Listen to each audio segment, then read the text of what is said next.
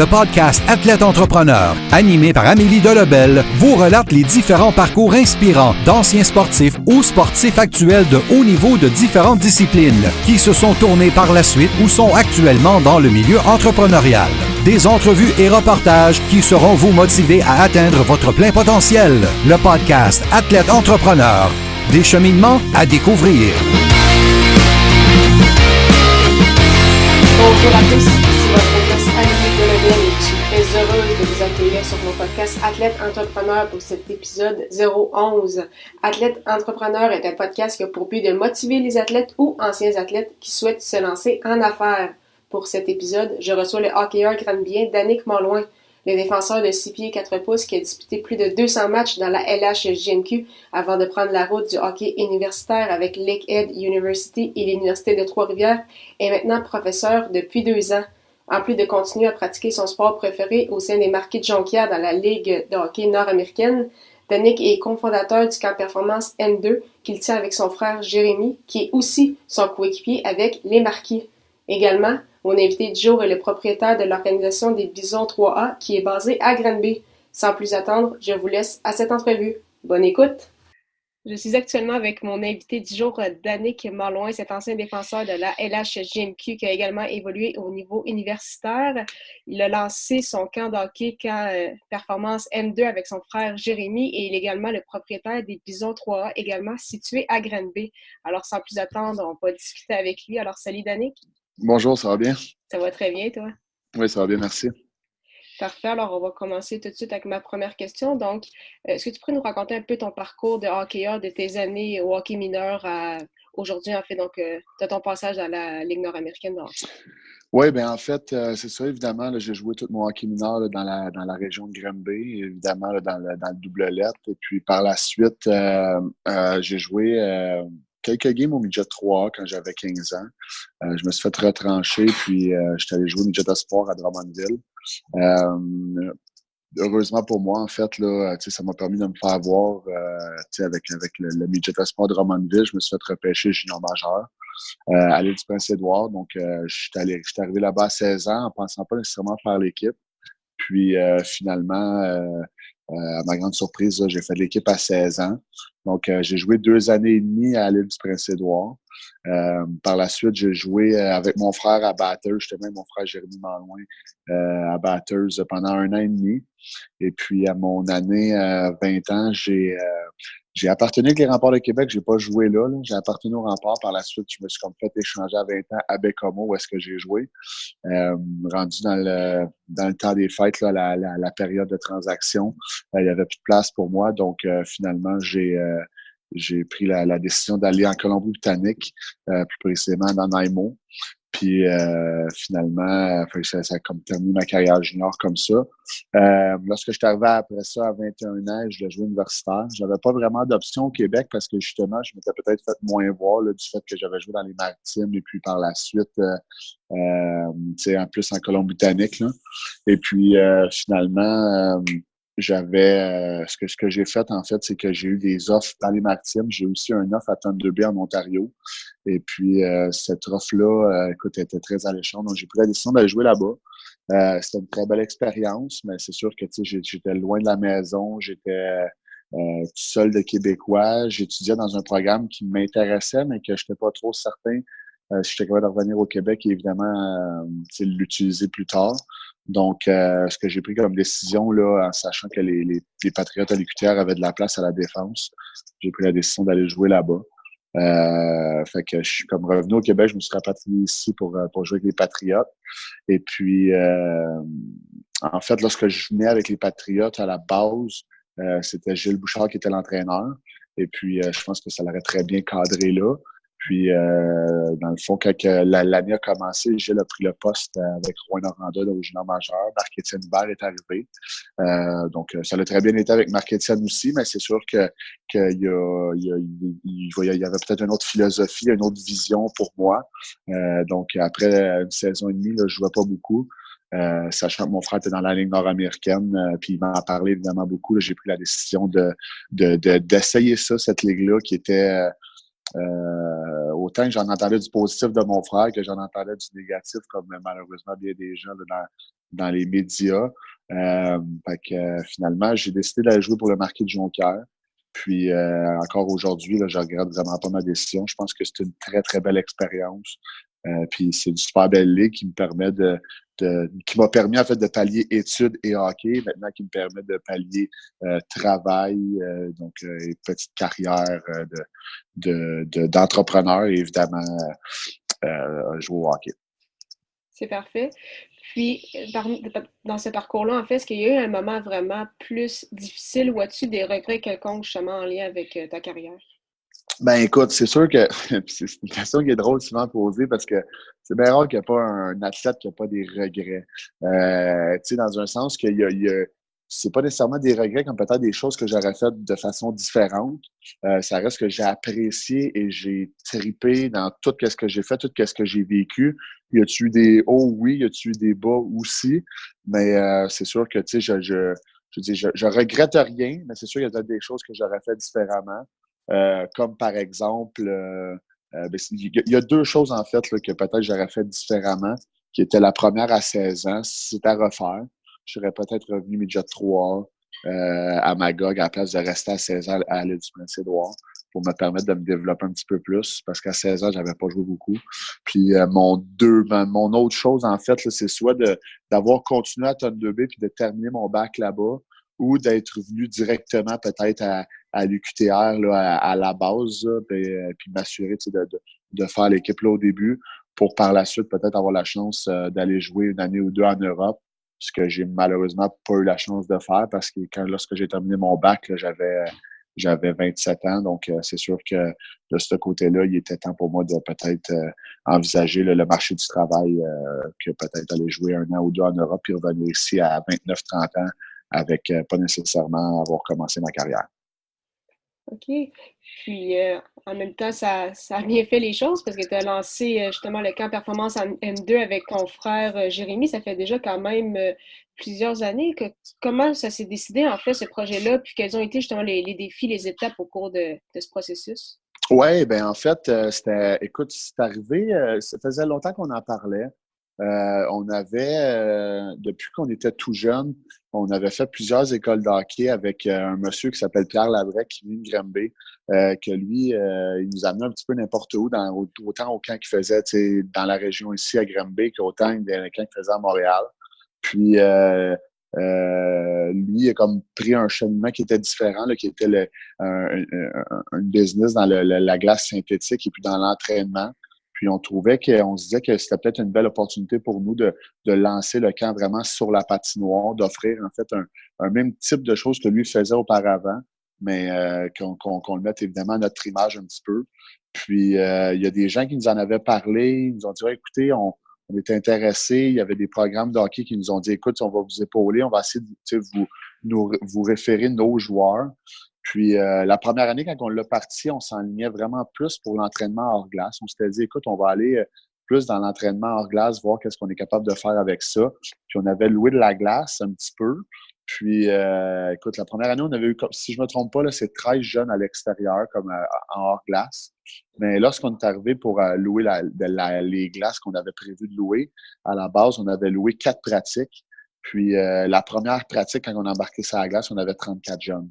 Fait que là, on a fait comme, tu sais, ouais, c'est cool, c'est le fun, mais tu sais, on n'avait comme pas prévu cet engouement-là au niveau de la patinoire. Fait que ce qu'on a fait, en fait, on s'est dit, regarde, l'année prochaine, on va regarder qu'est-ce qu'on est capable de faire pour peut-être avoir plus de glace. Fait que l'année suivante, on a passé de 1 groupe à 2 groupes sur la glace. Puis à la 3e année, c'est vraiment là qu'on s'est dit, regarde, on va se lancer dans un camp de hockey comme été complète.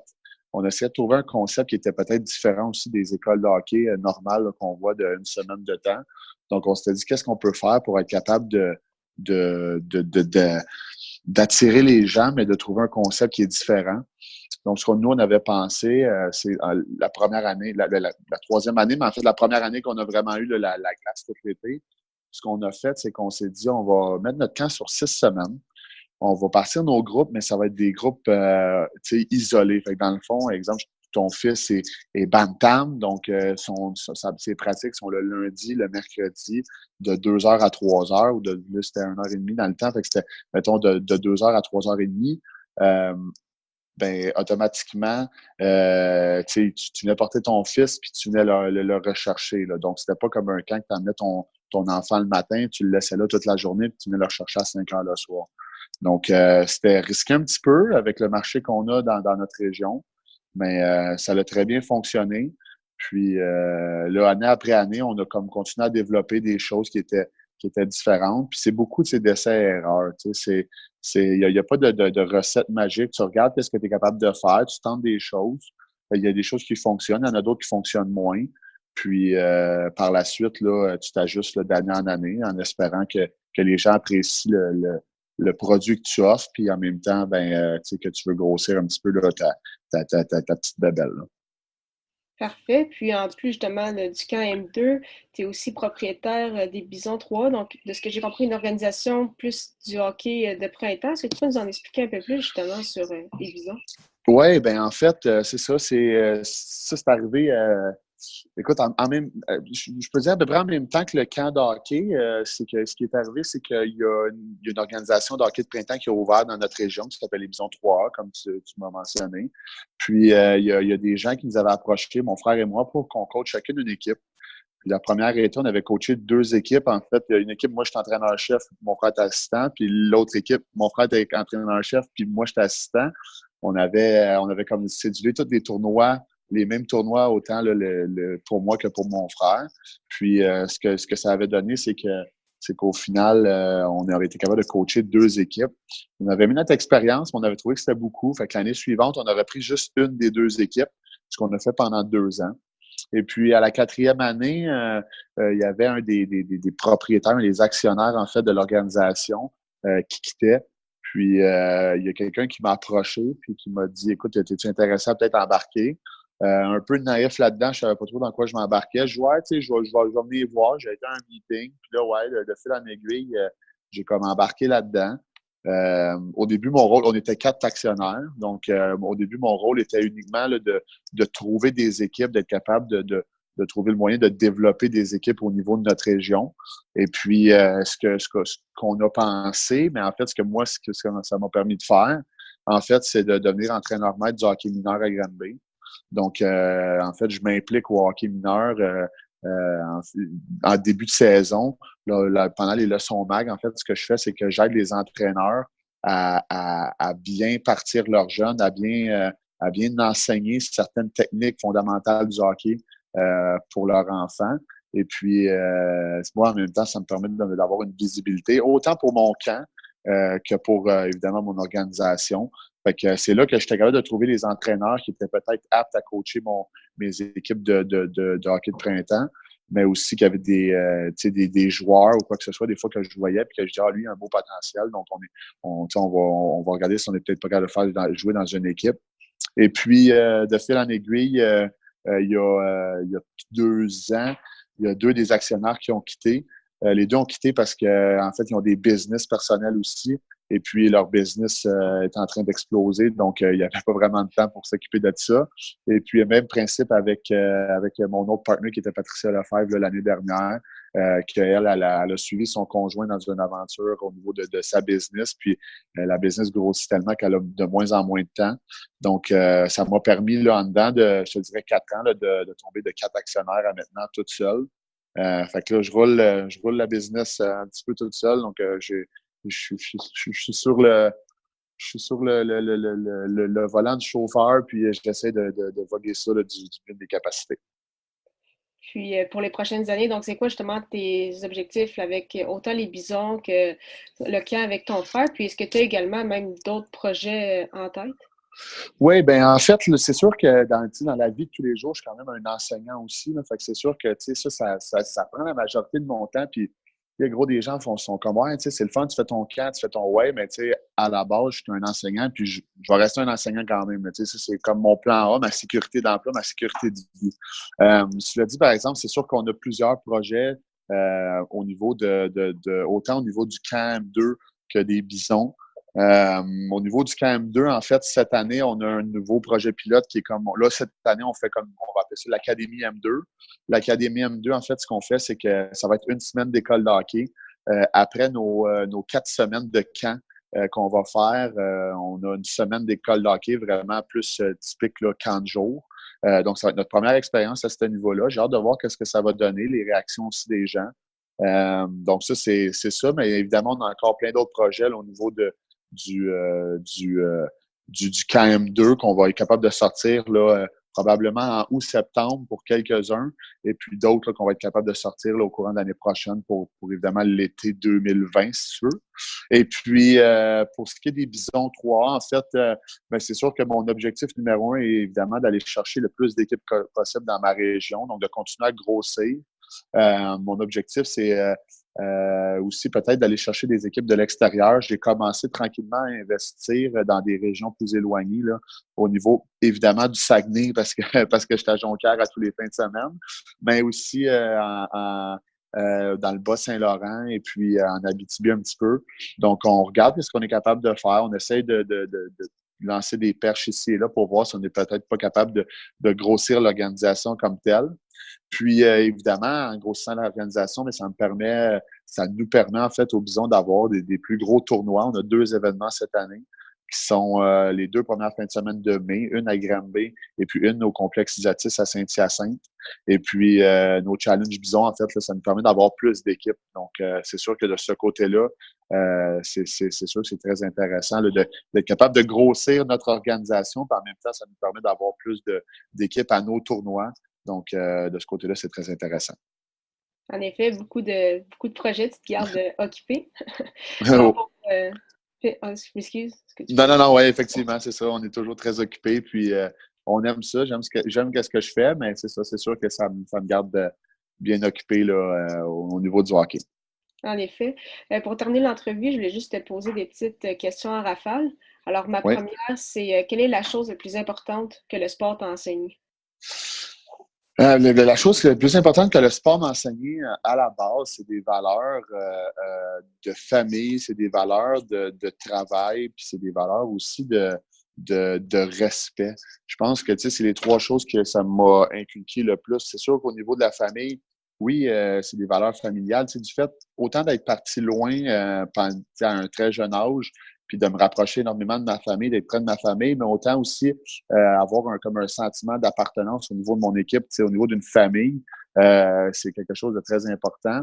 Évidemment, au niveau du travail, du fait que c'est un travail constant, un effort qui est constant, qui est très important pour moi maintenant aujourd'hui. Ça me permet justement d'avoir un certain acharnement au niveau de ce que je fais dans la vie, autant que quand je suis à l'école en train d'enseigner, qu'autant dans mes projets comme le KM2 et puis les Bisons. Et puis, mon 3e, c'était quoi? Donc, c'était le respect. Oui, c'est ça, en fait, c'est le respect. En fait, qui était que, évidemment, ça m'a inculqué des valeurs de respect qui sont très importantes à mon œil à moi, mais aussi dans la vie de tous les jours. Et puis, ça me permet d'être évidemment le meilleur citoyen possible. Quel est ton plus beau souvenir sportif, que ce soit comme hockeyeur ou comme entraîneur? Écoute, mon plus beau souvenir sportif, c'est sûr que je te mentirais pas que j'ai joué beaucoup au hockey. J'ai malheureusement pas eu toujours des équipes gagnantes. Donc, c'est sûr que l'année qu'on a gagné la Coupe il y a 2 ans, la Coupe Verdure avec dans le Nord-Américain, c'est une année qui était assez exceptionnelle. C'était pas juste le fait de gagner le championnat, mais c'est de la façon qu'on l'a fait tout au long de l'année là, avec, si je me trompe pas, c'est 7 ou 8 défaites. Et puis par la suite, dans la saison, puis par la suite en série, où est-ce qu'on a une défaite en temps réglementaire, puis 2 défaites en prolongation en 3 rondes de série. Je pense que c'était assez exceptionnel. Donc ça, c'était vraiment le fun. C'est sûr qu'il y a eu tout l'aspect aussi pas juste hockey, mais tout l'aspect qui m'a permis de découvrir le monde, de voyager, de faire des voyages en Europe, de jouer en Colombie-Britannique, de découvrir les maritimes quasiment au grand complet. Donc ça, c'est des choses qui me rendent extrêmement fier, même si c'est pas nécessairement là, un aspect très précis. Puis l'autre chose, puis c'est ce que, en fait, ma mère m'a tout le temps dit, puis c'est totalement vrai, le hockey m'a permis de faire deux choses, en fait, que, tu sais, ça n'a pas de valeur. De un, ça m'a permis de devenir bilingue. Donc, ça, c'est quelque chose qui était très important pour moi. Puis le fait d'avoir joué dans les Maritimes, d'avoir étudié à Thunder Bay en Ontario, d'avoir joué en Colombie-Britannique, maintenant, je suis rendu bilingue. Tu sais, je veux dire, je suis bilingue à vie. Tu sais, fait que c'est quelque chose de super. Puis l'autre chose aussi, c'est que ça m'a permis d'étudier à l'université, d'avoir un baccalauréat. Qui était pas nécessairement quelque chose d'envisageable là, si on pense à Danick quand il était au secondaire. Là, tu sais. J'étais pas un mauvais élève, là, mais j'étais pas un élève que tu pouvais dire « Ah, lui, c'est sûr, il va aller à l'université ». Puis autant plusieurs personnes pensent que des fois, le hockey, ça rend certaines personnes décrocheurs, mais moi, je pense que de plus en plus aujourd'hui, ça permet justement de raccrocher certains jeunes à l'école, comme c'est arrivé pour moi. Je pense que c'est des choses qui vont me rester à vie, puis c'est des choses que je suis extrêmement fier. Parfait. Puis ma dernière question, c'est quel serait ton conseil, en fait, pour des athlètes ou des anciens athlètes, en fait, qui souhaiteraient se lancer en affaires? Ben, écoute, la première des choses que je leur dirais, c'est de ne pas avoir peur, c'est de prendre des risques. Il y a des choses qui, comme j'ai dit tout à l'heure, il y a des choses qu'on essaye, que ça fonctionne, c'est cool. Il y a d'autres choses qu'on essaye, puis que, oups, ça va un petit peu moins bien, c'est pas nécessairement positif. Donc, c'est sûr que c'est dans un sens de prendre des risques. C'est sûr que dans un sens, c'est des risques ils ont été calculés du fait que j'ai pas eu à mettre une énorme somme d'argent pour passer, exemple, mon camp ou pour avoir mon organisation de hockey, mais ça reste qu'au final, c'est les risques que je devais prendre qui ont été positifs, puis des fois négatifs, mais qui ont fait aujourd'hui que le camp M2 ainsi que les Bisons sont rendus où est-ce qu'ils sont aujourd'hui. Et puis, c'est ça. Fait que ça ressemble pas mal à ça. C'est vraiment de pas avoir peur, puis d'aller au maximum là, de ce que tu crois, de ce que tu veux faire dans la vie. Mais c'est parfait, mais merci beaucoup, Danick, pour ton temps. C'est vraiment très, très apprécié. Écoute, ça me fait plaisir. Merci à toi. Merci beaucoup. Bye-bye. Merci beaucoup, encore une fois, à Danick pour son temps et en souhaitant que vous ayez aimé cette 11e entrevue d'athlète entrepreneur. N'hésitez pas à consulter mon site internet ameliedelebel.com pour écouter tous mes épisodes de podcast et lire mes derniers articles de blog. À très bientôt pour une autre entrevue.